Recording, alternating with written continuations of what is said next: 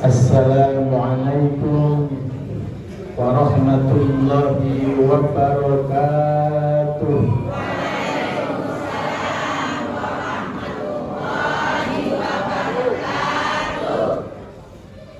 Tangan pinang rapat-rapat agar puyuh tak dapat lari. Karena jawaban salam kurang semangat, saya ulangi sekali lagi. Ulang belakang itu belum semangat tuh. Assalamualaikum warahmatullahi wabarakatuh.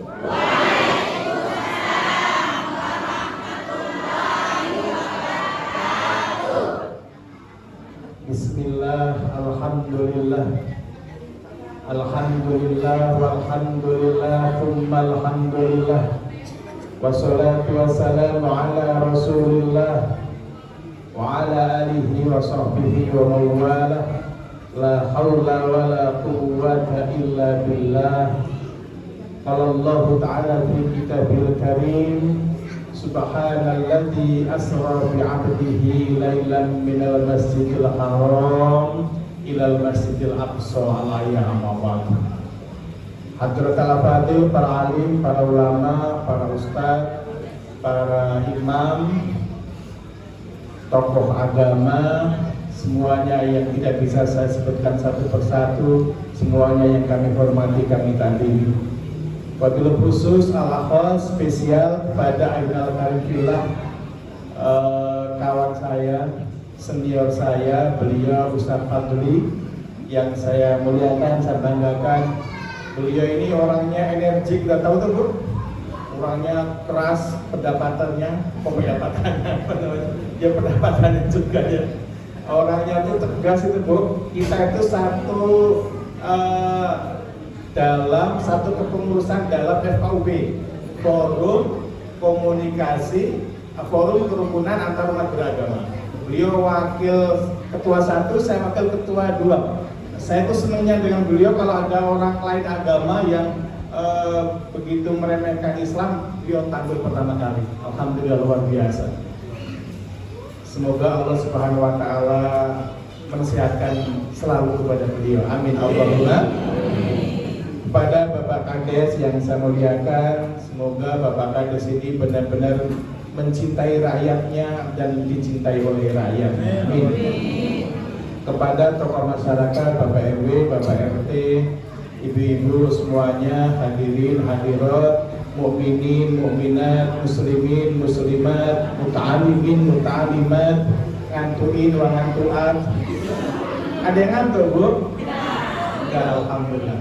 Bu tak kasih tahu Bu, ngantuk itu mimba sakinah. Ngantuk itu sebagian dari ketenangan. Oleh karenanya kalau kawan ibu di samping ibu ada yang ngantuk, nggak usah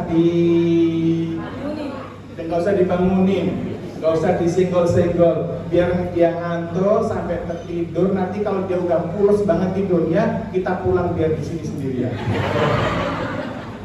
Ibu bapak yang saya muliakan, alhamdulillah wa syukurillah bahwasanya pada malam hari ini Allah takdirkan kita masih diberikan banyak kenikmatan. Betul apa betul?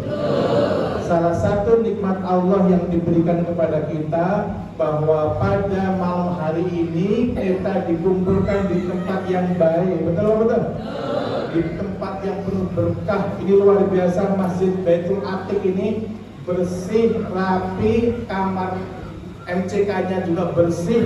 Ini sangat langka. Ada Bapak Kades musola yang dalamnya bagus, rapiknya, tetapi tempat wudhunya acak-acakan. Padahal kita sucinya itu dari sana. Betul betul. Nah, mudah-mudahan Baitul Atiq ini benar-benar menjadi inspirasi musola-musola yang lainnya. Amin Allahumma. Amin Allahumma. Baitul Atiq, Atiq itu artinya kuno yang pertama. Yang kedua, Atiq itu artinya bebas. Nah, Baitul Atiq itu artinya rumah kebebasan. Kita bebas dari minta-minta kepada siapapun kecuali hanya minta kepada Allah Subhanahu wa taala. Kita bebas dari perasaan takut kepada siapapun dan kepada apapun kecuali hanya takut kepada Allah Subhanahu wa taala. Kita bebas dari minta rezeki kepada siapapun, tapi kita hanya akan minta rezeki kepada Allah Subhanahu wa Ta'ala. Itu makna musolanya Baitul Atiq itu, Ustaz. Jadi luar biasa ini. Di tempat yang baik, dengan tujuan yang baik, betul? Dengan niat yang baik, bersama orang-orang yang baik. Mudah-mudahan kumpulnya kebaikan ini benar-benar dicatat oleh Allah Subhanahu wa Ta'ala sebagai amalan sholihah maqbulan indallah. Amin. Mudah-mudahan kita memperoleh kemuliaan Allah, mulia dunia, mulia akhirat. Amin. Mudah-mudahan semuanya yang hadir di sini senantiasa memperoleh keberkahan Allah. Berkah hidupnya, berkah keluarganya, berkah anak cucunya, berkah pekerjaannya, berkah rezekinya. Semangat ngaji semoga tambah baik akhlaknya, dikabulkan seluruh doa-doanya, dan diselamatkan dunia akhiratnya. Amin ya rabbal alamin. Ibu bapak yang saya muliakan, ini kalau saya lihat wajah-wajahnya, ini hari ini saya senang banget Pak Ustaz. Ini kalau saya lihat wajah-wajah bapak-bapak ini dari sini ke sana, ibu-ibunya ke belakang, seluruhnya ke sana di teras sampai Pak Kades sini, ini sepertinya wajah-wajah calon penghuni surga semua. Iya, saya jadi ingat ini, serius.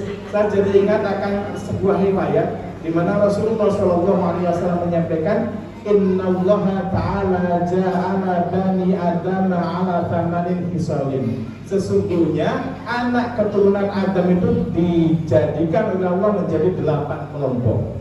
Minha arba'u li ahlul jannah. 4 diantaranya adalah calon-calon penghuni surga. Alhamdulillah. Jadi saya sebutkan satu saja. Calon-calon penghuni surga itu ciri-cirinya kata Rasulullah, yaitu wajahun malihun, wajah yang berseri-seri. Misalnya dari tadi berseri-seri semuanya, alhamdulillah. Cuman Pak Kades, saya itu masih ragu. Ini berseri-serinya ibu-ibu ini senang ngaji atau karena banyak jajannya? Hah? Dua-duanya ya. Alhamdulillah. Jadi Pak, kalau ibu-ibu itu kok ngajinya ikhlas, Pak Amin kalau ngaji ikhlas jadi nggak ikhlas itu apa tandanya, saya kasih tahu. Kalau tandanya ngaji nggak ikhlas itu Bu, mau tahu Bu? Kalau tanda-tandanya ngaji nggak ikhlas, nanti ibu sekarang ngaji, nanti pulang, nah pas di jalan itu ibu ngobrol sama kawannya, ngobrolnya gini, Bu, saya itu sebenarnya tadi itu nggak mau ngaji loh, saya itu sebenarnya nggak mau berangkat, cuman nggak enak sama Papa beli. Nah itu tanda-tandanya ngajinya nggak ikhlas.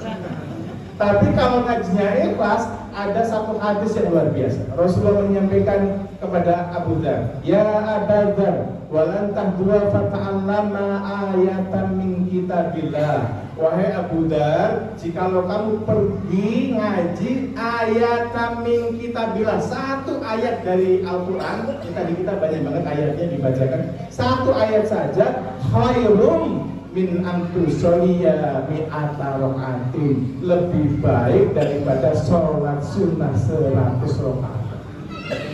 Ibu hadir di sini 1 jam, insya Allah nanti ke depan ini lebih baik daripada 100 sholat sunnah rokaatnya 100. Pernah menjalankan Bu? Jangankan sholat sunnah 100 rokaat ya Bu. Besok ini kita terawih di sini berapa rokaat? 23 dengan witir kan? Itu pun kalau Pak Imam bacanya panjang-panjang, ibunya ngedumul di hati itu. Misalnya habis Al-Fatihah, Pak Imam bilang begini, Bismillahirrahmanirrahim, Yasin, wal Qur'anil Hakim, innaka laminal mursalin. Tuh Pak Imam kayak gitu, ibunya dalam hati dongkol. Pak Imam ini nggak perasaan. Saya belum buka Pak Imam, tadi itu baru makan kolak 1 piring, bakwan 4 sama es teh 1 gelas. Jadi kalau orang puasa itu Ustaz, makan kolak 1 piring, bakwannya 4, es teh 1 gelas, katanya belum buka itu. Tapi walaupun bukanya habis banyak, tapi kalau mau berangkat tarawih, alhamdulillah. Hadis ini dilanjutkan. Walantah 2 ayatam min kitabillah, dilanjutkan wa anta dua baban minal ilmi. Jikalau kamu pergi satu bab mencari ilmu, umila bihi aulam yuk mau, baik ilmu itu langsung bisa dipraktekkan atau belum bisa dipraktekkan, maka pahalanya khairum min alfi rakaatin, lebih baik daripada 1000 sholat sunnah. Alhamdulillah. Alhamdulillah.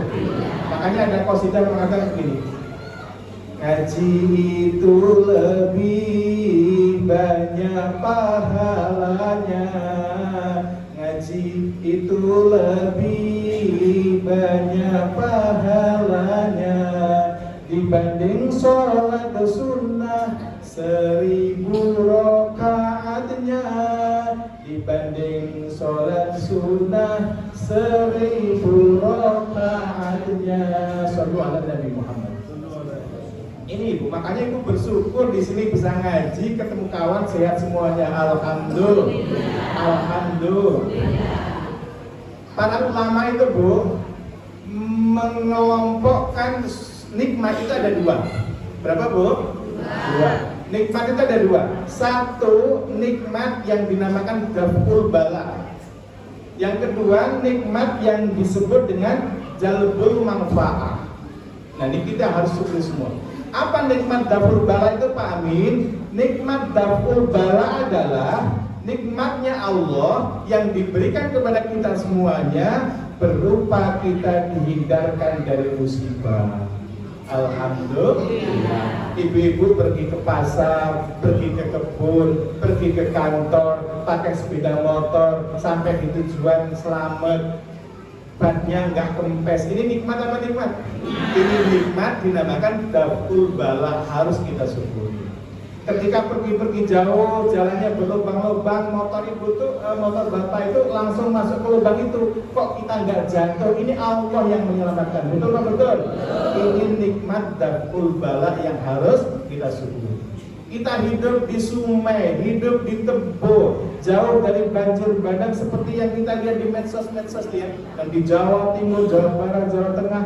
Kita hidup di sini damai, jauh dari puting beliung. Kita di sini tidak ada gunung meletus, tidak ada tsunami, tidak ada tanah longsor. Alhamdulillah. Alhamdulillah. Ini nikmat namanya daf'ul bala, harus kita syukuri. Yang kedua adalah nikmat yang dinamakan jalbul manfaat, yaitu nikmatnya Allah yang diberikan kepada kita, yang bisa kita rasakan keberadaannya. Kita diberi badan sehat, dengan tetangga baik, nggak bertengkar, bisa ngaji ke masjid. Ini adalah nikmat Allah yang harus kita ucapkan alhamdulillah. Badan sehat alhamdulillah, ngaji bisa berangkat alhamdulillah, jumpa sahabat alhamdulillah, ditambah anugerah alhamdulillah. Sholat badar, sholatullah salamullah ala toha rasulillah, sholatullah salamullah ala yasin habibillah. Bisa ibadah alhamdulillah, anak solihah alhamdulillah, keluarga sakinah alhamdulillah, ditambah anugerah alhamdulillah. Sholatullah salamullah ala toha rasulillah, sholatullah salamullah ala yasin habibillah. Pesan pertama, perbanyak alhamdulillah. Kita itu hidup di dunia hanya sekali, kita harus seneng-seneng saja. Setuju? Setuju. Kita harus bahagia selalu. Setuju? Setuju. Pak Kades, kalau menurut Pak Kades lagu terbaik itu apa? Ibu-ibu yang suka di panggung apa senangnya lagunya? Ini nggak ada hadisnya ya, tapi lagu terbaik menurut saya, lagu terbaik bagi kita muslim dan muslimat menurut saya adalah di sini senang, di sana senang. Itu yang akan membahagiakan kita. Di sini senang, di sana senang, di mana-mana hatiku senang. Di sini senang, di sana senang, di mana-mana hatiku senang. La ilaha illallah itu betul. La ilaha illallah itu. Ini sedang ngaji. Ulangi ya, la ilaha illallah akhirnya. Biar kita bahagia selalu. Di sini senang, di sana senang, di mana-mana hatiku senang. Di sini senang, di sana senang, di mana-mana hatiku senang. La ilaha illallah, la ilaha illallah, la ilaha illallah, masya Allah. Apalin ya nanti ya. Kalau untuk Pak Kades boleh liriknya diganti. Istri satu senang, istri dua senang, istri satu, dua, tiga, empat senang. Spesial Pak Kades ya. Ibu yang saya muliakan, alhamdulillah. Ini sebelum ngaji Isra Mi'raj saya ngajak kita syukur dulu. Pokoknya kita harus syukur dulu, gimana kalau kita nggak bahagia, betul nggak betul? Nikmat Allah begitu melimpah kita rasakan setiap hari. Apalagi nikmat sehat ini, sehat luar biasa ibu.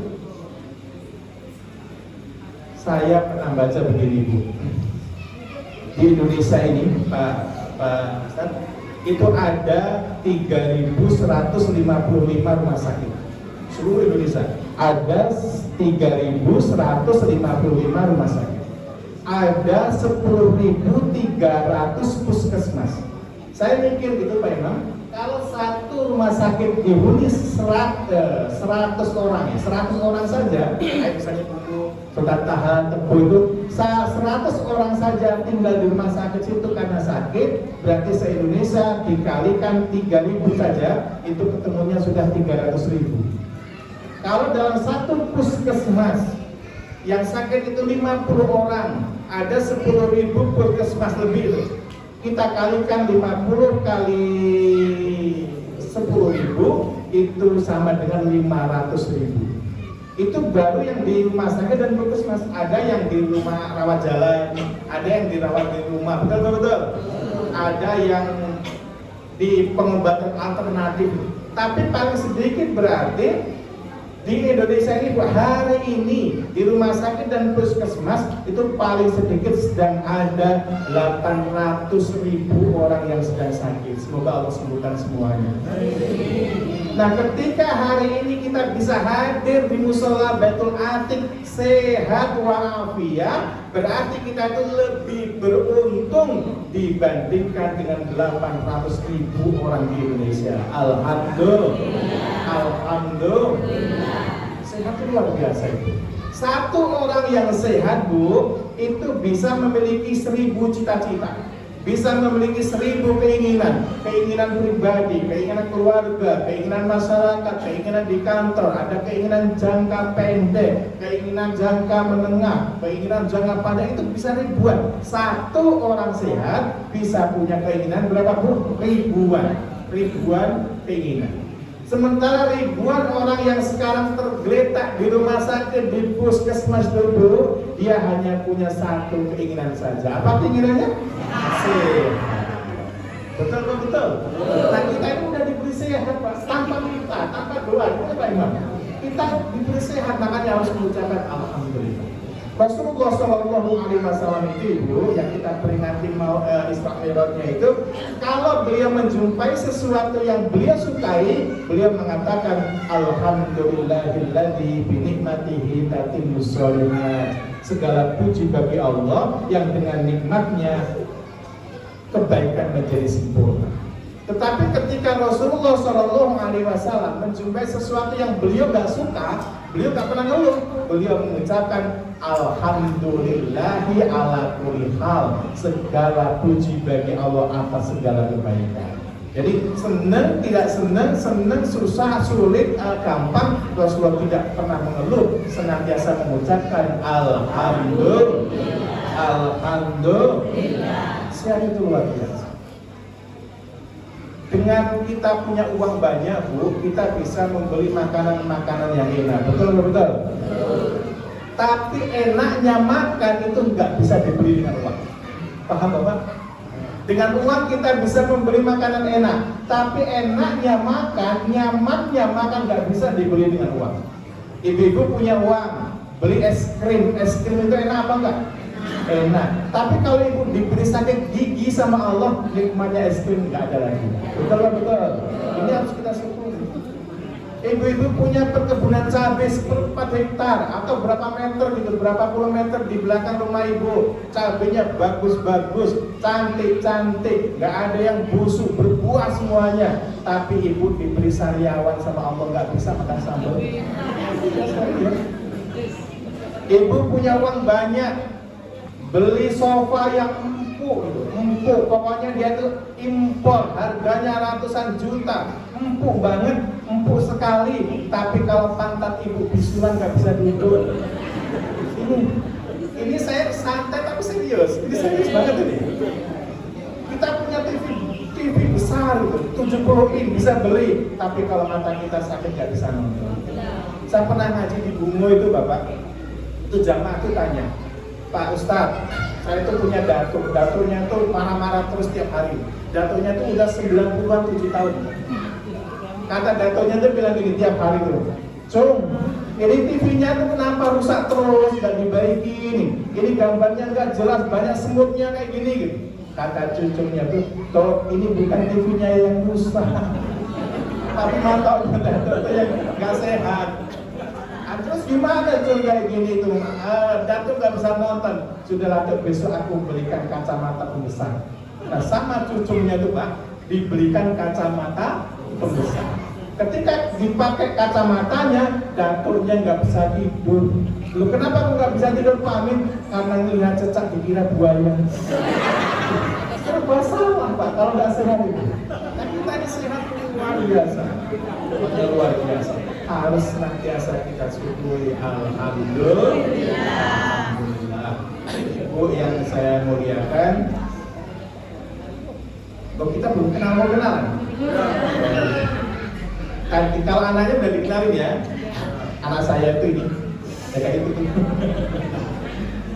Anak saya itu nggak punya pacar loh, jadi memang baru kecil kami didik. Dia bilang setelah lulus, bilang gini, Bah, saya nggak punya kenalan. Jadi kalau saya mau nikah, saya ikut abah carikan siapa. Makanya di sini itu saya sambil cari besan siapa tahu. Siapa tahu ada yang ini kan. Benar-benar dia nggak punya ini, nggak punya kenalan.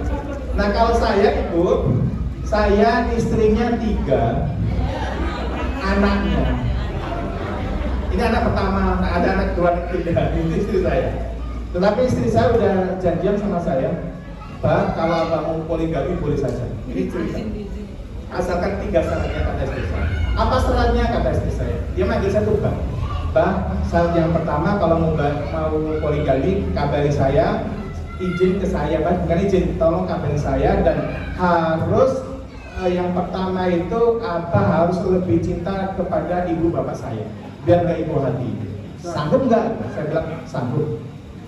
Terus yang kedua kata istri saya, syarat yang kedua adalah Abah harus adil secara finansial. Kalau saya dikasih 50.000, istri muda 50.000. Kalau dia dikasih belikan baju, saya belikan baju. Sanggup nggak kira-kira? Sanggup saya. Satu lagi yang ketiga, apa deh yang ketiga? Saya bilang itu. Yang ketiga adalah langkai dulu mayat tuh, gitu bro. Artinya nggak jadi.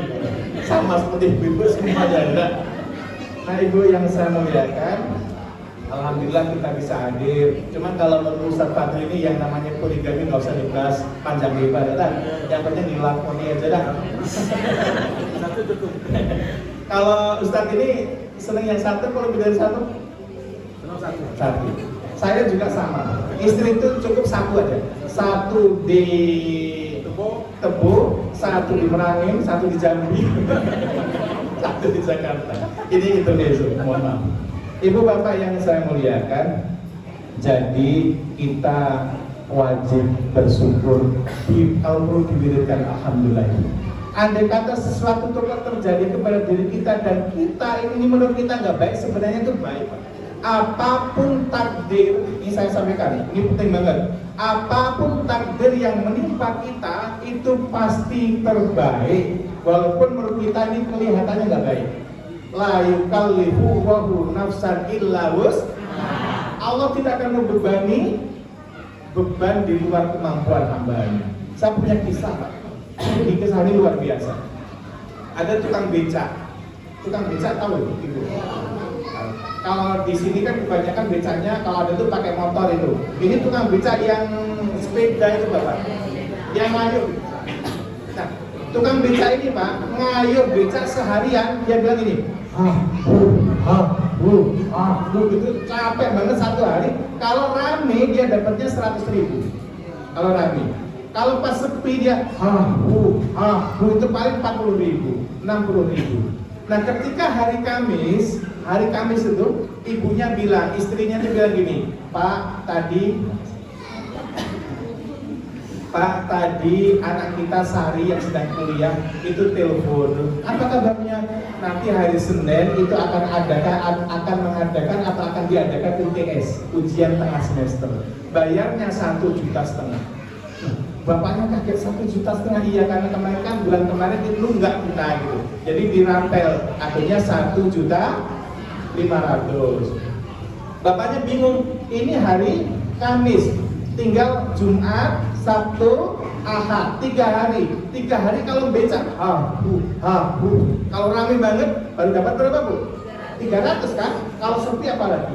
Nah, saking mikirnya itu Bapak Ibu, saking mikirnya si tukang beca ini akhirnya ngedrop, dia malah sakit. Nah, ngerti akan bayar UTS, ngerti bapaknya sakit, ini istrinya marah bukan main. Dia bilang gini, Pak, kenapa kamu pakai sakit segala, saya itu mau bayar UTS. Kalau kamu nggak narik beca, dari mana uangnya gitu Bu? Akhirnya udahlah, memang dia sakit. Dan Pak tukang beca ini, dia adalah jamaah masjid. Jadi sehingga dia tuh hari Jumat nggak sholat Jumat, malam Sabtunya nggak pergi ke masjid, malam Ahadnya nggak pergi ke masjid. Akhirnya para jamaah bilang gini sama Pak Imam, ini fulan yang sering narik beca itu kok nggak pergi ke masjid, dia tuh nggak sholat Jumat, ini nggak pernah hadir. Saya tahu katanya dia tuh sedang sakit. Pak Imam izin kita kalau nengok ke sana bareng-bareng gimana? Kata imamnya begini, saya setuju nengok. Cuman kalau nengoknya serempak saya nggak setuju. Loh kenapa Pak Imam? Saya takut nanti istrinya pas nggak punya gula, nggak punya kopi, nggak punya teh, nanti kita malah merepotkan, gitu kata imam. Lagian kan ruang tamu Pak Fulan tuh nggak begitu luas. Kalau kita hadir kayak gini semua nanti ngerepotin gitu. Terus gimana Pak Imam? Malam ini setelah Isya nanti kita nengok ke sana satu-satu. Satu masuk, pulang, nanti gantian kayak gitu Pak. Dan benar sepakat. Ketika satu masuk, dia bilang gini, Assalamualaikum, istrinya ngomong waalaikumsalam. Terus dipertemukan sama yang tukang beca. Sedang menggigil tukang becanya itu. Terus dia bilang, Pak, kamu tuh nggak ke masjid, nggak sholat Jumat, ternyata memang sakit ya.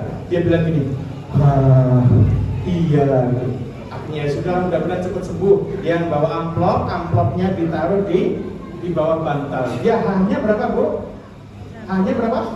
1 kali dia dapat 100. Iya, cuma gitu kan. Dapat 100. Datang lagi kawan jamaah itu. Assalamualaikum, waalaikumsalam. Pak bapaknya sakit ya. Apa yang dirasakan itu? Dia bilang, panas dingin. Hanya berapa? 2. Dia pulang ninggalin 100.000 di amplopin. Gitu Bu. Ini Allah kalau membuat skenario dulu. Datang lagi kawannya lagi, Pak sakit ya. Sejak kapan Bapak sakit? Dia bilang, malam Jumat. Lagi amplop lagi. Sampai jam 10:30 Bu. Sampai 10:30 malam. Setelah mereka pulang semua, amplop banyak diberserakan di bantal itu. Istrinya bilang, ya Bapak, ini saya rapikan ya amplopnya ya. Silakan, oh enggak apa-apa, silakan dirapikan gitu. Kemudian istrinya bilang sudah dirapikan, Pak, tanggung saya buka sekalian ya. Biasa istri kan keburu-buru kayak gitu kan. Akhirnya dibuka, Bu. Ketika dibuka, istrinya kaget. Dia bilang, Pak, surplus gimana? 2 juta. 2 juta. Dengar 2 juta itu, bapaknya yang sakit itu langsung bangkit. Berapa? 2 juta gitu. Masya Allah. Sari butuhnya berapa, Bu? 1.500.000. Kalau becak 3 hari paling dapat 300. Allah kasih sakit biar bisa lunasin sari. Akhirnya apa? Si bapaknya bilang, Ibu, Sari ditelepon, Pak ini udah jam 11 gitu.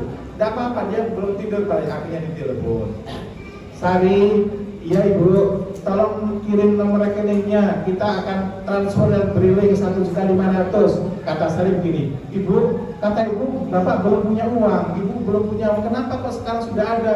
Kata ibunya bilang gini, Sari, untung bapakmu sakit, Sari.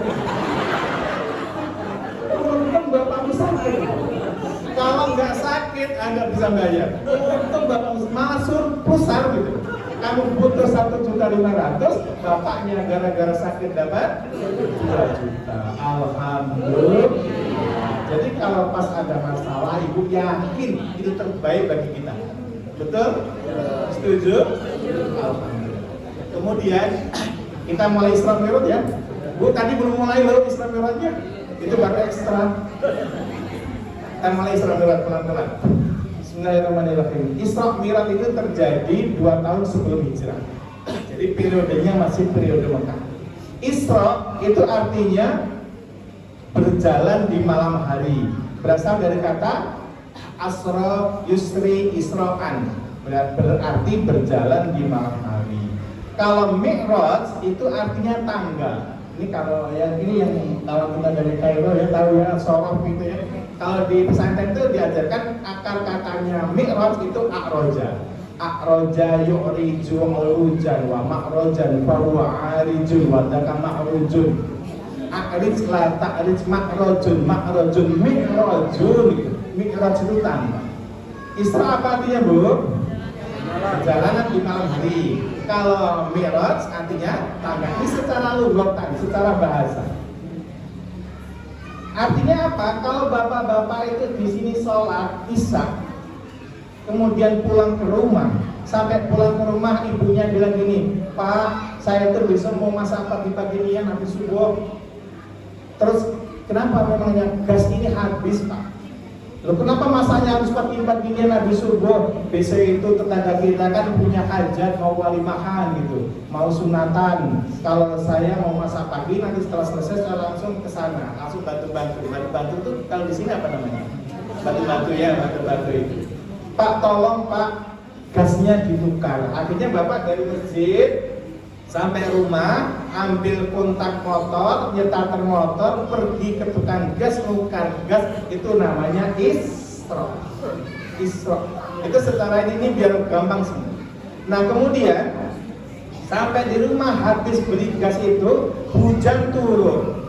Hujannya turun lebat, genteng bocor. Ibunya ngomong lagi, ya ini kalau kita nggak baikin genteng yang bocor ini bisa kebanjiran rumah kita. Nah terus gimana? Ini ya, saya tak ambil tangga, nanti saya tak megangin, bapak atau ayah nih yang naik betulin genteng. Akhirnya bapaknya naik genteng. Namanya apa?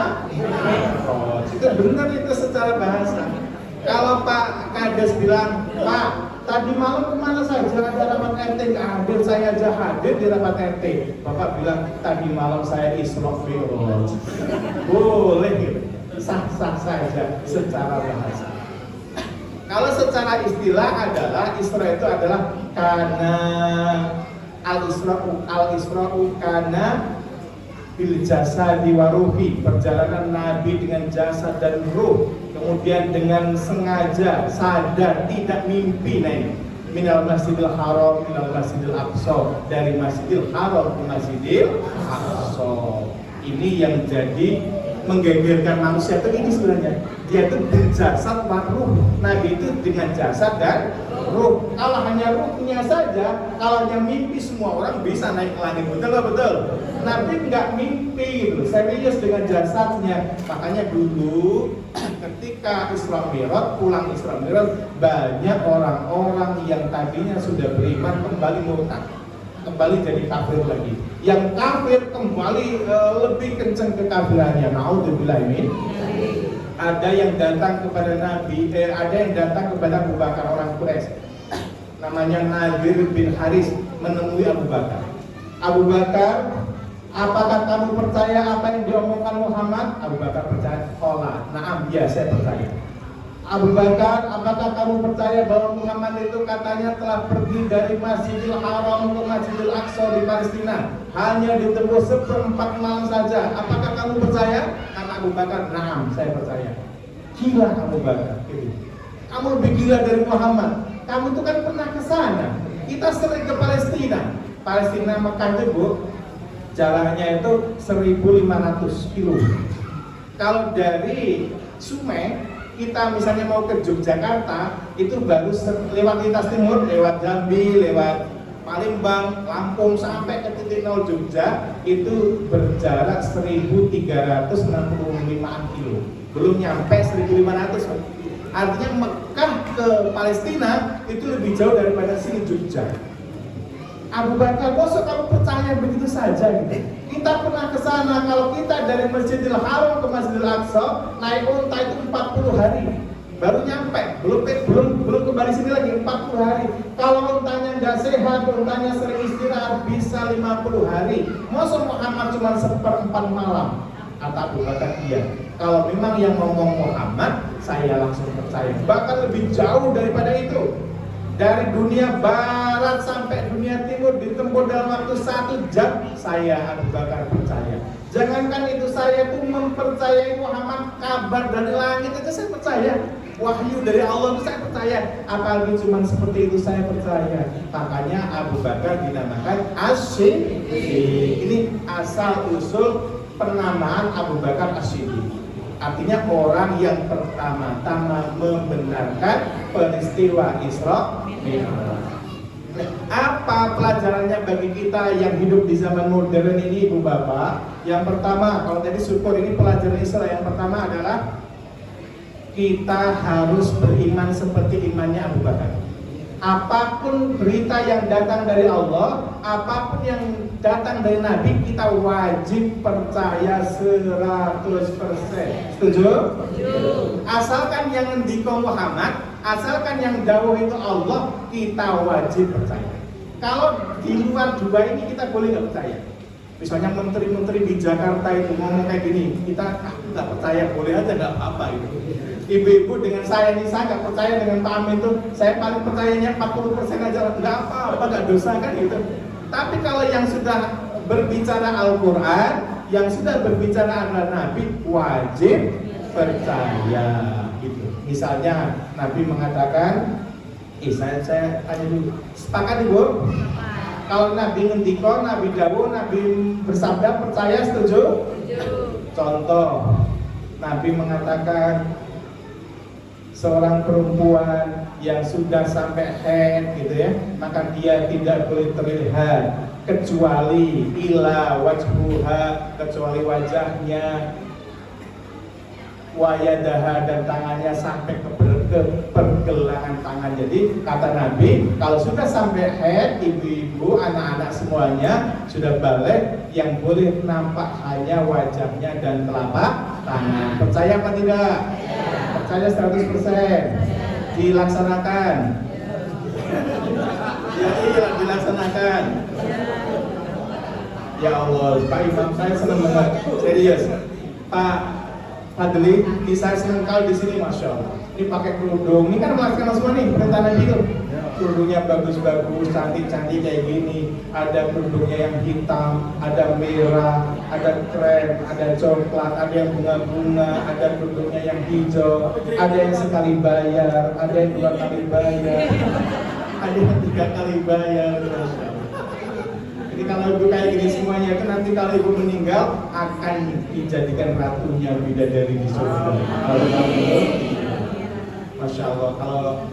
Kalau diri ibu di saya tinggal itu sekarang untuk mencari ibu-ibu yang pakai kerudung semangat kayak gitu itu agak langka. Sekarang kalau kau di Basor menundukkan pandangan itu agak susah. Di Rimbu itu ada ibu yang pakai kerudung, bajunya juga panjang gitu ya, tapi belahannya tuh sampai paha. Ada itu bu, model kayak gitu tuh. Jadi kalau jalan itu biar gitu kan, cepet gitu, biar cepet gitu. Ini kan membingungkan Ustadz Fadli ya kan? Nah, iya, kalau dilihat dosa, tidak dilihat mubazir kan gitu. Susah banget zaman sekarang ini. Makanya ini kalau udah Masya Allah. Saya punya kisah ibu. Ini mumpung istri saya gak ikut tak ceritain ya Bapak ya. Ini dengan saudara-saudara sendiri. Rahasia tapi ya. Halo. Ceritanya begini. Rahasia tapi ya. Jangan bilang-bilang. Jadi waktu itu, tapi jangan bilang-bilang ya. Rahasia. Waktu itu bu, rahasia tapi ya. Jangan bilang-bilang. Kalau Ustadz Fadli biar kebayang tahu. Dan saya itu ini cerita kejadiannya itu dari Jalan 29 Uni 1 sampai ke Pasar Uni 2. Saya pakai motor sendirian saya. Kemudian di depan saya itu ada seorang muslimah, dua orang muslimah kayak ibu-ibu ini. Dia pakai kerudung, pakai baju kurungnya panjang itu. Dia bonceng, yang bonceng itu ibu kakinya itu diselempangkan gitu, dilipat. Tahu? Dilipat kan? Nah, akhirnya tuh betisnya nampak terus. Jadi saya tuh sepanjang jalan tuh nampak betis terus. Saya bilang gini dalam hati, ya Allah, ini kalau saya teruskan saya berdosa kalau kayak gini. Akhirnya Bismillah, saya niatin bu, nawaitu nyalip betis lillahi ta'ala. Saya salim itu bang, saya sedikit saya salim itu betis itu. Alhamdulillah lapang banget. Tapi tidak begitu lama, Masya Allah. Ini jangan dibayangin ya. Nggak boleh dibayangin. Itu ada remaja putri naik motor, dia pakai kaos dan dia pakai celana pendek. Masya Allah, ini nggak selamat lagi. Saya mikir ya Allah, tadi saya nyalin betis, kok dapetnya celana pendek kayak gini gimana?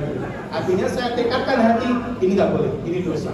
Nggak boleh diterusin. Akhirnya saya nawaitu nyalin celana pendek di tapi selesai sampai situ, apakah ini pas di pasar buah, ini pas Puja Sira ini, kalau Ustaz Fadli tahu, di sana itu tiba-tiba saya disalib lagi, ada dua orang remaja putri boncengan. Yang dibonceng itu kaosnya itu ngapret banget itu, ketat sekali kaosnya itu, sampai punggungnya itu nampak. Saya mikir, ya Allah, pertama-tama saya tadi nyalip betis karena saya takut dosa. Ketika saya nyalip betis dapat celana pendek. Ketika saya nyalip celana pendek dapat punggung kayak gini. Ya Allah, saya takut lagi kalau nanti saya nyalip, takut nanti ada lihat-lihat yang aneh-aneh lagi. Ya sudah, saya nikmati saja. Astagfirullahaladzim. Ini contoh yang tidak baik. Tapi begitu susahnya hari ini seorang laki-laki itu, makanya bantu ya bu. Bantu laki-laki itu untuk bisa menjaga pandangannya. Alhamdulillah, mudah-mudahan jadi ratunya bidadari surga. Allahumma amin. Ibu yang saya muliakan, jadi yang pertama adalah iman, nilai-nilai keimanan. Siapapun dia yang ngomong, kalau yang diomongkan adalah hadis Nabi, Quran, wajib kita percaya. Siapapun, walaupun kemasannya jelek. Misalnya ibu-ibu sedang ngobrol di teras, bapak-bapak sedang ngobrol di teras, ngobrol lama, asik banget, tiba-tiba adzan berkumandang. Terus ada orang gila lewat, dia bilang, bapak ibu ngobrol nggak selesai. Tuh dengar adzan, sholat, ibu percaya nggak?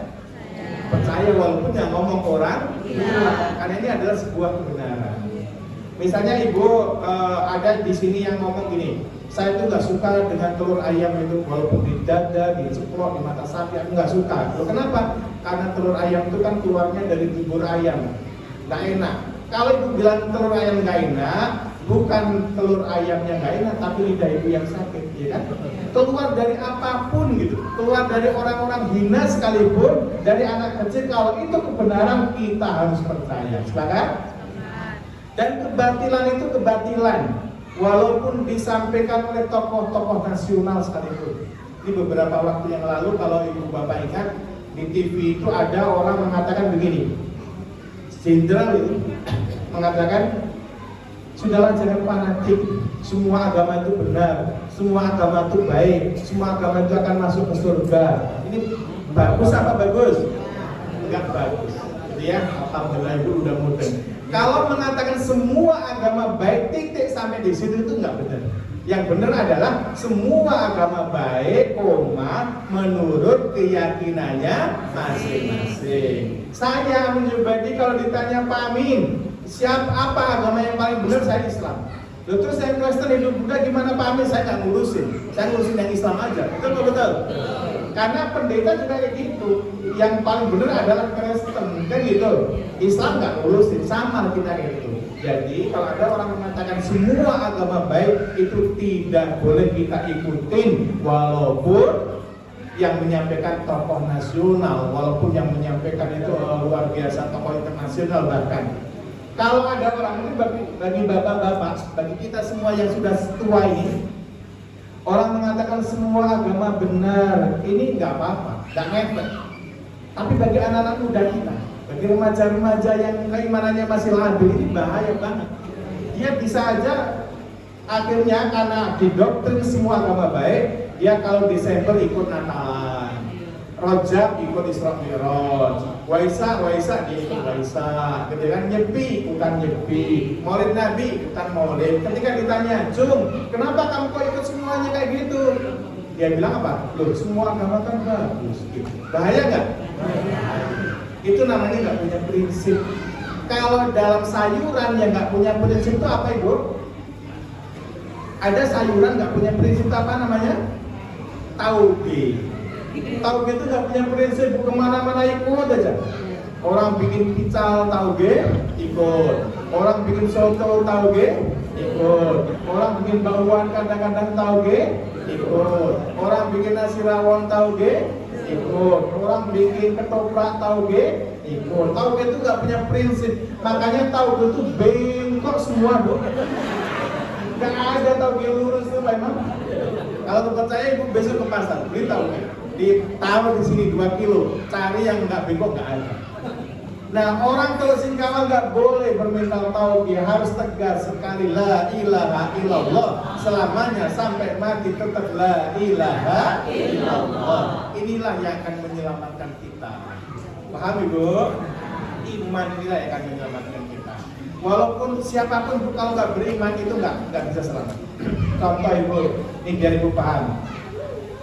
Ada anak yang masuk surga, anaknya masuk surga, bapaknya masuk neraka, ada nggak? Ada nggak? Siapa? Anaknya di surga, ayahnya di neraka, ada apa tidak? Ada. Contohnya adalah Nabi Ibrahim alaihissalam. Nabi Ibrahim itu nabi Pak, dia di surga. Bapaknya itu penyembah berhala, bahkan produsen berhala. Yang membuat berhala itu dijual itu bapaknya Ibrahim, namanya Azar. Makanya Ibrahim masuk neraka, bapaknya Ibrahim masuk surga, Azar bapaknya di neraka. Ada lagi yang bapaknya masuk surga, anaknya masuk neraka. Siapa? Nabi Nuh alaihissalam. Nabi Nuh Azmi, dakwah ratusan tahun, beriman kepada Allah, bahkan dia di dalam Al-Quran disebut Nuh itu ahli syukur, hamba yang sangat bersyukur kepada Allah. Makanya Nabi Nuh itu di surga, anaknya kafir, kan antu nggak beriman, kan berada di neraka. Ada lagi yang suaminya di surga, istrinya di neraka. Siapa? Nabi Lut. Nabi Lut itu di surga, istrinya nggak beriman, dia di neraka. Istrinya Nabi Lut siapa Bu? Namanya siapa? Halo, siapa? Istrinya Nabi Lut adalah Bu Lut, Ibu Lut. Iyalah, daripada susah kan? Tapi kalau nama aslinya itu Wa'ilah. Nama istrinya Nabi itu Wailah. Tapi kalau ibu bilang tadi jawabannya bulut Pak, ya betul ibu bulutkan. Nabi Lut di surga, istrinya nggak beriman di neraka. Ada lagi yang istrinya di surga, istrinya di surga nih, suaminya di neraka. Siapa? Fir'aun. Asia binti Muzahim itu di surga, dia istri solihah. Tapi Fir'aun ini luar biasa kafirnya, luar biasa ingkarnya, sehingga dia berada di neraka. Ada yang suaminya di surga, istrinya di surga, anaknya di surga, cucunya di surga, umatnya di surga. Siapa? Nabi Muhammad Shallallahu Alaihi Wasallam. Kita yang hadir di sini insya Allah masuk surga semuanya. Ada yang lebih ngeri lagi Bu. Ada yang suaminya di neraka, istrinya juga di neraka. Siapa?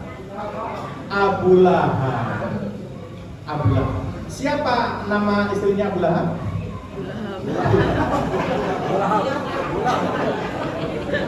Namanya Abu Lahab. Istrinya Abu Lahab itu namanya Arwah, namanya Arwah.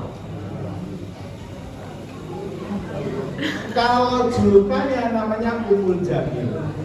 Ummul Jamil itu artinya ibunya kecantikan, induknya kecantikan, itu istrinya Abu Lahab. Jadi dia tuh cantik banget. Wajahnya istrinya Abu Lahab itu cantik banget, putih kemerah-merahan. Jadi nggak putih pucat tapi putih kemerah-merahan, kayak apel Australia itu. Kalau ibu-ibu telur Singkawang kan kayak apel Malang ya. Pabur, tapi ngambek pula. Ibu-ibu cantik juga ya. Ibu-ibu tuh cantik kayak bidadari turun dari pohon durian. Luar biasa. Nah, tetapi walaupun cantik, Ummul Jamil julukannya, kalau dia nggak taat kepada Allah, tempatnya di neraka. Naudzubillahi min. Naudzubillahi min. Ibu bapak yang saya muliakan, Isra Mi'raj yang selanjutnya adalah, ini kan satu, berarti kita harus meyakini semua yang datang dari Allah dan Rasulnya harus percaya 100%. Kalau setelah dari dua ini, bolehlah suka-suka ibu, percaya apa enggak, suka-suka ibu. Tapi kalau yang tadi itu harus percaya. Selanjutnya, Isra Mi'raj tadi disampaikan oleh Ustaz Fadli, di luar nalar, di luar logika. Ini saya kasih judul-judulnya saja. Saya kasih judul-judulnya. Nabi Muhammad SAW melaksanakan perjalanan Isra Mi'raj itu melalui 4 alam, Bapak. Dari Mekah ke Palestina dinamakan alam Nasud. Alam Nasud itu artinya alam manusia. Dari Masjidil Haram naik, dari Masjidil Aqsa naik ke langit, dia ketemu dengan nabi-nabi, betul tak betul? Ke langit pertama ketemu dengan Nabi Adam. Langit kedua ketemu dengan Nabi siapa? Nabi Isa dan Yahya. Nabi Isa dan Yahya. Ke langit ketiga ketemu dengan Nabi Isa. Ke langit keempat ketemu dengan Nabi Yusuf. Ke langit keenam ketemu dengan kelima ketemu dengan Nabi Harun. Ke-6 ketemu dengan Nabi Musa alaihissalam. Naik ke langit ke-7 ketemu dengan Nabi Ibrahim alaihissalam. Ketemu nabi-nabi itu, ini namanya alam malakut. Bisa kasih judulnya nanti kalau nganukan nggak cukup waktunya. Alam apa namanya Bu? Alam malakut. Kemudian dalam Mi'raj, Nabi melihat surga, Nabi melihat neraka, Nabi melihat orang yang disiksa atau menyiksa dirinya sendiri, Nabi melihat orang yang memperoleh pahala dan kenikmatan yang sangat VIP. Itu namanya alam Jabarut, alam kekuasaan Allah Subhanahu. Naik lagi Nabi ketemu dengan Allah, namanya alam Lahut. Alam Lahut itu alam ketuhanan, Bapak. Yang malaikat ada nggak bisa nyambung di sana. Yang berhak dan diizinkan Allah ketemu dengan beliau, dengan Allah itu adalah Nabi Muhammad.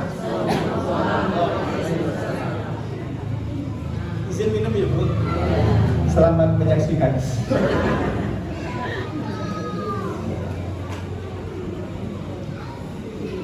Nah, dari alam nasut, alam malakut, alam jabarut, alam lahut, ini adalah kekuasaan Allah. Allah Maha Kuasa. Allah ingin membuktikan kepada manusia, terutama kepada Nabi Muhammad, aku sangat kuasa. Betul betul?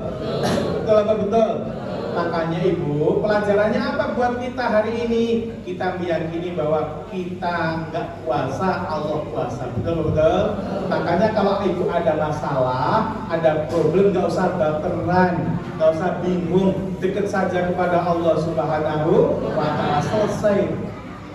Bapak Ibu, saya pernah lihat video ini ada burung elang berkelahi dengan ular. Di bumi ini berkelahi, akhirnya elangnya hampir kalah, dililit sama ular, kehabisan nafas. Kemudian dengan cerdiknya elang ini membawa ular ke angkasa, dibawa ke langit. Medan tempurnya yang tadi di bumi dipindah medan tempurnya di langit. Karena medan tempurnya langit, ular nggak menguasai medan tempur, akhirnya dia kehabisan nafas dan elang dengan mudah mematuk ular itu dan ularnya mati. Selesai masalah. Nah, kalau Ibu ada masalah di bumi, Ibu, masalah dengan keluarga, masalah dengan anak, masalah dengan mertua, masalah dengan besan, masalah kantor, jangan lama-lama bertempur di bumi, capek kita. Ubah medan tempur kita, bawa ke langit di tengah malam kita berdoa kepada Allah, bawa doa-doa kita saat kita doa di mana orang sedang sibuk semuanya. Nanti Allah yang akan ambil alih masalah kita, Allah yang akan menyelesaikan kita. Amin Allahumma. Begitu Bu, rahasianya begitu. Jadi medan tempur kita udah capek, malah kita kan gak punya kekuatan apa-apa, betul. Tapi Allah kuat. Kemarin ada namanya Donald Trump, Presiden Amerika, mengatakan begini, ini ibu bapak-bapak masih ingat. Sebelum dilantik, Trump mengatakan begini, kalau tentara Israel tidak dibebaskan oleh pasukan Hamas, maka Trump tuh ngomong gini Bu, sebelum saya dilantik, kata Trump dengan sombongnya mengatakan, hell will break loose in the Middle East. Tahu artinya Bu? Saya juga nggak ngerti, cuma penampilan saya. Trump mengatakan sombongnya itu Bu, hell will break loose in the Middle East. Dia mengatakan Timur Tengah akan saya jadikan neraka.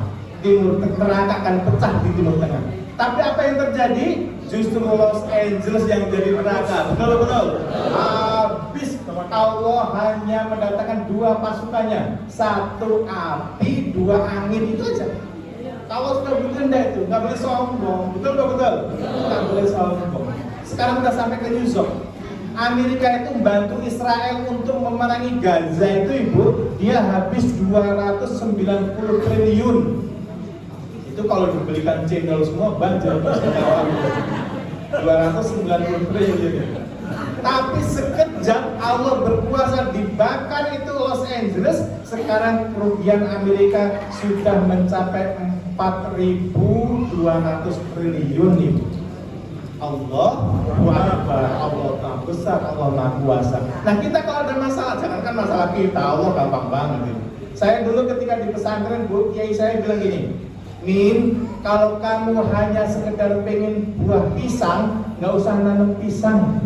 Loh, kenapa Pak Yai kelamaan? Terus gimana? Deketi saja orang yang punya pohon pisang. Saya mau bilang gini, Pak Yai, nanti itu kan namanya tomak. Saya mau bilang gitu dalam hati. Belum saya ucapkan, Pak Yai, saya melanjutkan gini, Min, kalau kamu hanya ingin punya bisnis, kalau kamu hanya ingin punya kendaraan, kalau kamu hanya ingin punya rumah, kalau kamu hanya ingin punya kebun, dekati saja yang punya segala-galanya, yaitu Allah Subhanahu wa Ta'ala. Allah itu sangat kuasa itu. Qulillahumma malikal mulki tu'til mulka man tasya wa tanzilul mulka mimman tasya wa tu'izzu man tasya wa tudhillu man tasya bi yadikal khairu innaka 'ala kulli syai'in qadir. Ini surat ayat 26, surat Ali Imran. Ini surat kesukaannya Umar bin Khattab. Siapa yang sering baca surat ini, itu utang segunung pun besarnya itu akan segera dilunaskan oleh Allah Subhanahu wa Ta'ala. Ini salah satu keutamaannya. Ibu yang saya sampaikan, Allah itu punya semuanya. Allah menghendaki mengangkat raja siapa saja yang diberi sesuka Allah. Allah juga mencabut kerajaan siapapun yang dikehendakinya. Betul-betul. Allah memuliakan kepada siapa yang dikehendakinya, Allah juga merendahkan kepada siapa saja yang dikehendakinya. Biyadikal khair, innaka ala kulli syai'in qadir. Segala kebaikan di genggaman Allah. Kalau ibu bapak belum percaya dengan ayat 26 ini, ayat 27-nya dilanjutkan begini.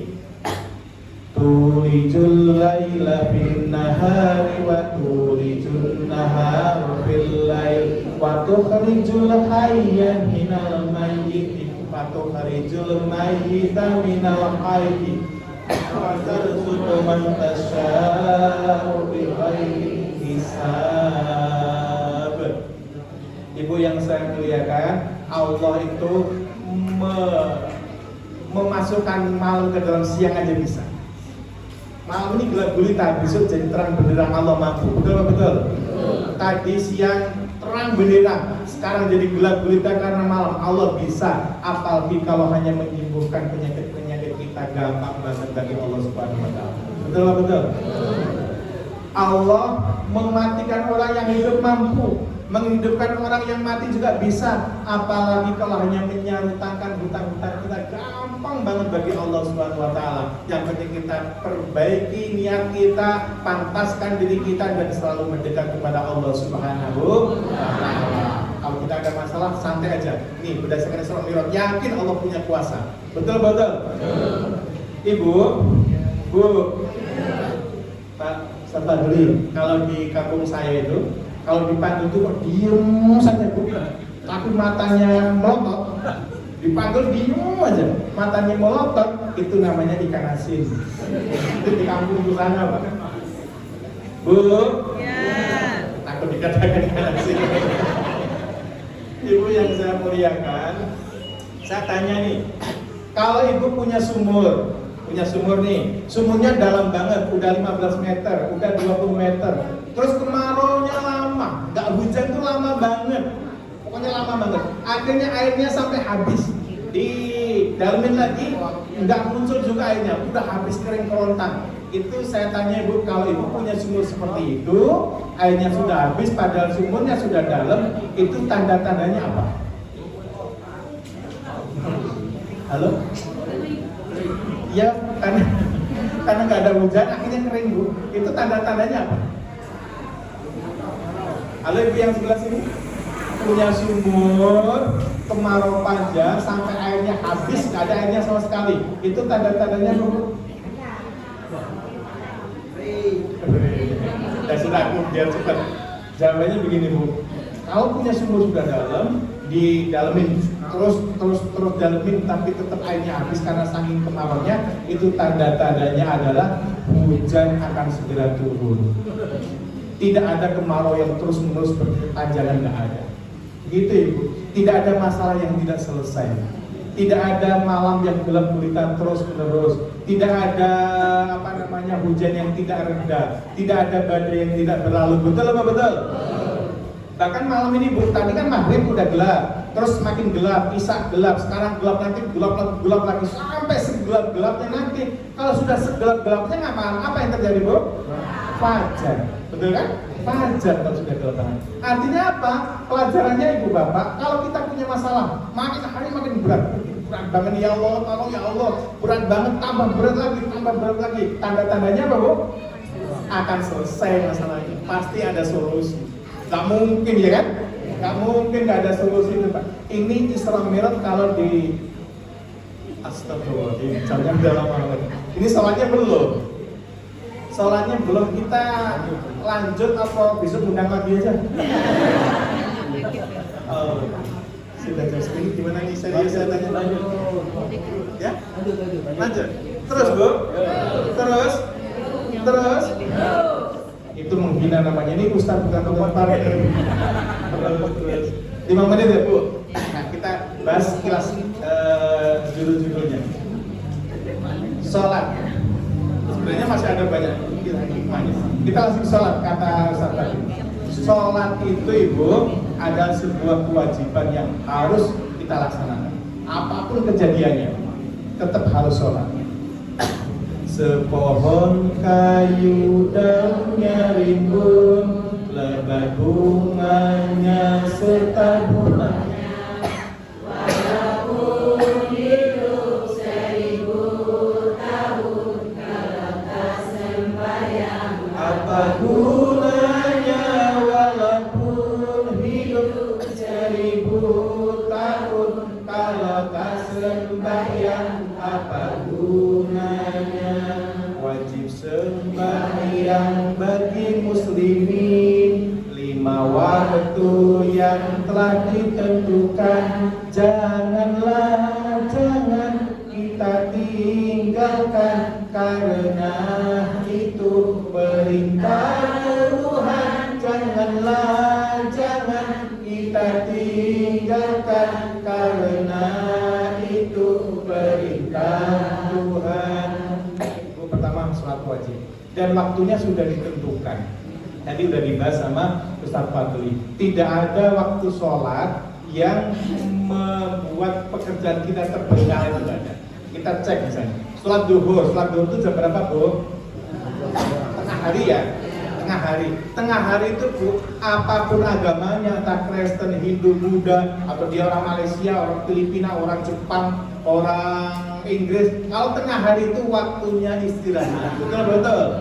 Waktunya istirahat. Biar kita fresh, ambil wudhu sebagai orang muslim, kita disuruh berkewajiban sholat duhur berapa rakaat? 4 rakaat. Duhur itu sambil istirahat aja sebenarnya, nggak ganggu pekerjaan. Kemudian sholat asar itu jam 4, kurang lebihnya jam 4. Kita kerja di kantoran Pak Kades itu jam berapa? Jam 4. Bukan jam 4, berapa jam? 8 jam, di kantor 8 jam Ibu, di mana-mana 8 jam. Kalau berangkatnya kita masuknya jam 8, berarti 9, 10, 11, 12, 1, 2, 3, 4. Pas asar itu waktu balik. Sudah gak kerja lagi. Gak ada alasan untuk tidak sholat asar. Pas itu gak ganggu Ibu. Terus maghrib itu, apalagi maghrib, kita sudah di rumah, sudah mandi, sudah bercengkrama dengan keluarga, sudah ngobrol dengan anak-anak, sudah seger kita. Dan Allah tuh bijaksana, Bu. Allah tuh maha baik.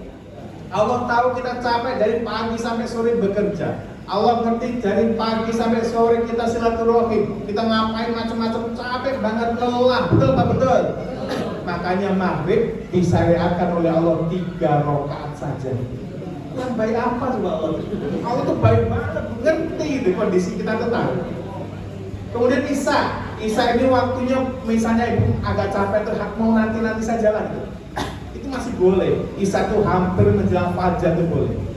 Kemudian subuh itu Ibu, kalau mau ke pasar belum buka, ya kan? Toko belum buka, mau ke pabrik masih tutup, ke kantor juga belum buka, mau ke kebun masih dingin, betul nggak betul? Makanya subuh itu nggak boleh nggak sholat subuh, harus sholat subuh. Dan sholat subuh itu Allah juga tahu, kita kalau bangun tidur itu langsung meloncat apa masih ngantuk?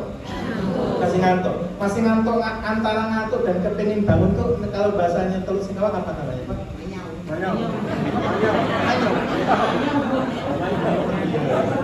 Ibu masih mayau gitu ya. Lagi linglung. Iya linglung, mayau. Nah kalau mikir gini, saya tuh kok sudah dengar azan tapi masih linglung kayak gini, masih mayau kayak gini, langsung sholat apa tidur lagi ya? Sholat tidur lagi ya. Terus misalnya ibu bapak tidur lagi, kemudian nanti bangunnya jam 7 sudah terbit fajar, itu dosanya luar biasa. Karena sudah dengar azan. Kecuali bapak ibu nggak dengar azan, disakinahkan banget sama Allah Subhanahu Wa Taala, tidur dari habis isya sampai jam 7 pagi memang nggak dengar apa-apa, itu ibu tidak berdosa, tetapi tetap sholat. Niatnya bagaimana Pak Amin? Niatnya adalah usolli fardhu subhi kesiangan lillahi ta'ala.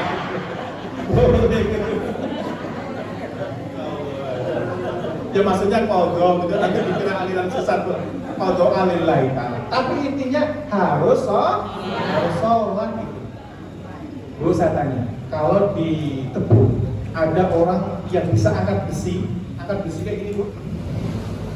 angkat besi kayak gini misalnya 200 kilo itu tanpa kuda-kuda. Ambil itu 200 kilo diangkat kayak gini pakai tangan dua. Itu orang kuat apa orang lemah?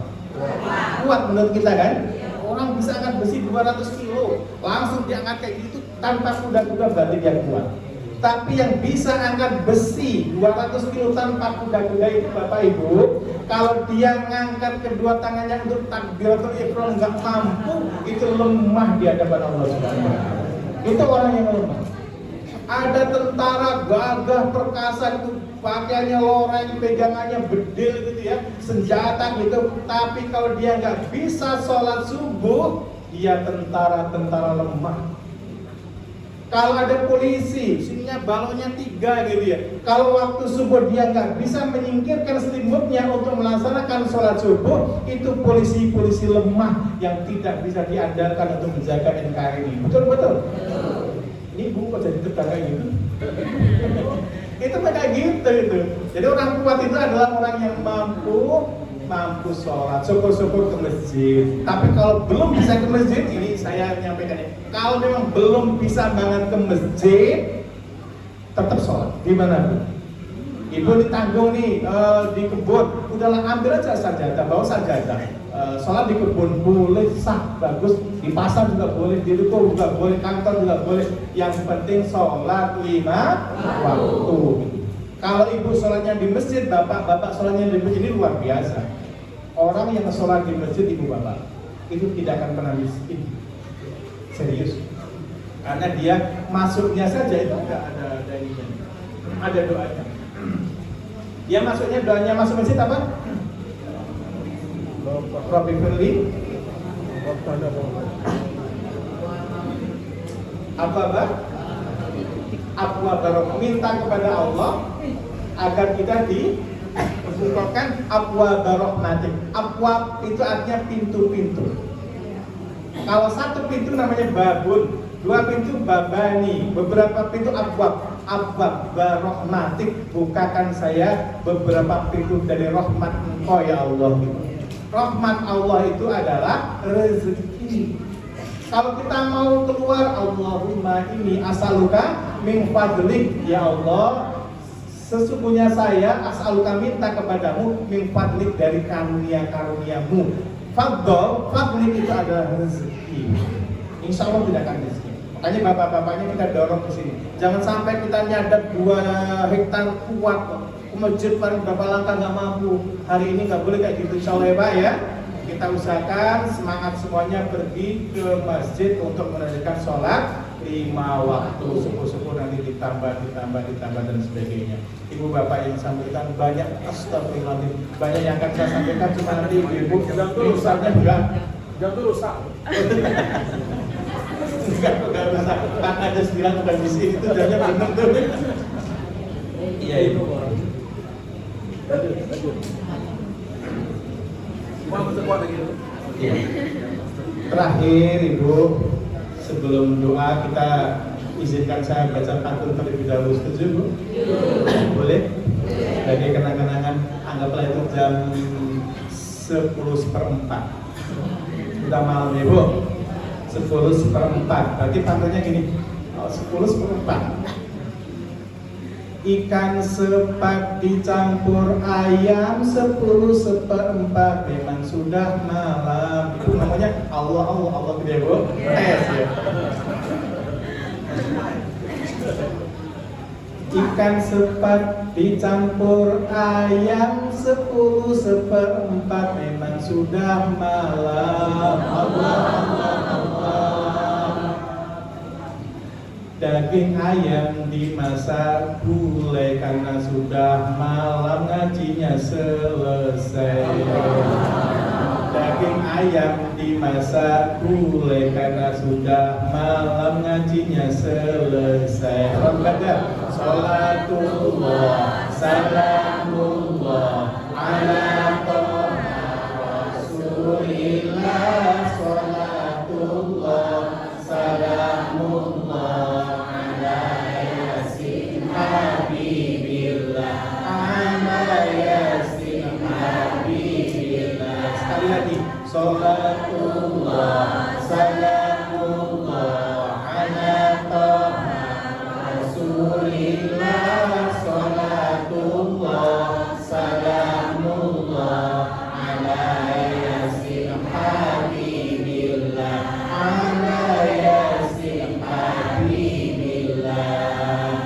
Cendrawasih dari Irian Jaya, terima kasih perhatian Anda.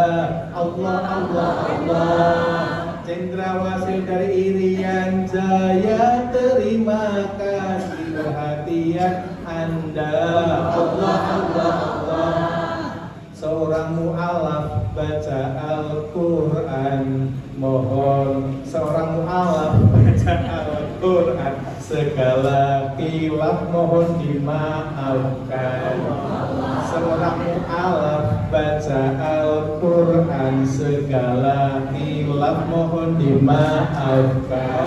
Salatullah salamullah ala Toha Rasulillah, salatullah salamullah ala yasin habibillah, ala yasin habibillah.